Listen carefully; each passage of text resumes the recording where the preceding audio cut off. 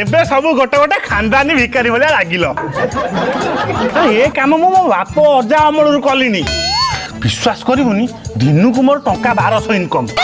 ତମେ ଯଦି ଦି ପୁଅ କାମରେ ଲାଗିଯିବ ଦିନକୁ ଟଙ୍କା 2500ରୁ 3000 ହେଇଯିବ।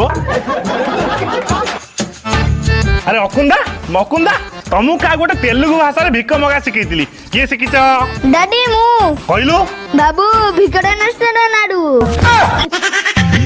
ఎన్ని కూడా పో కొంచెం కొంచెం పో চুপ! আরে এটা তেলুগু ভাষার আই লভ ইউ, মাড খাইবু বলে। আরে এই পদ্ধতিটা শিখলে যাই আমি যাই পন্ডিচেরিরে ভিক মাগিবা, বুঝুনু।